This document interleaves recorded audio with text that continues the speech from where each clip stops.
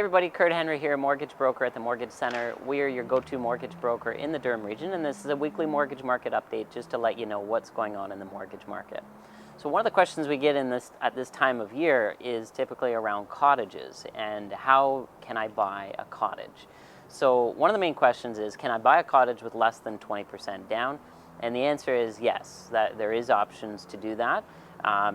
It's based on doing it at what we call a secondary residence. So you can do 5% down or you can do 10% down. It typically depends on a few factors, but one of those factors is whether or not it's a type A property or a type B property. So in the mortgage world, we label cottage properties as type A or type B. And the factors that go into determining whether or not it's a type A property or type B property are kind of revolve around the heat source. For instance, is there a permanent heat source in the cottage? Also, the access, is it like 3-season access or is it 4-season access? You know, is it on an island or is it on a main road? So the access to the cottage is one of the factors that go into determining whether or not it's a type A or type B property.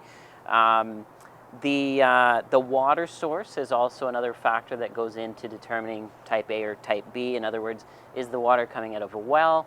Is it coming out of lake water?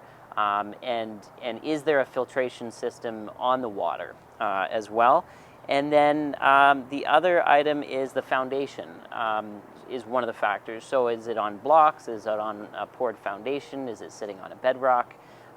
Different factors there to determine whether or not it's a type A property or a type B property. If it's a type A property, you can typically do as little as 5% down.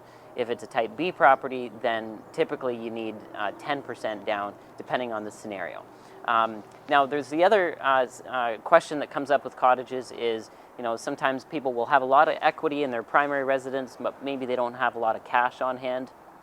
So in some cases, they want to buy a cottage with 20% down, but they want to access the equity in their house to get the down payment for the cottage. And that is another way we can look at it as well. So there's different ways of structuring the financing for cottage purchases, but if you have any questions on that, feel free to reach out and we'd be happy to help.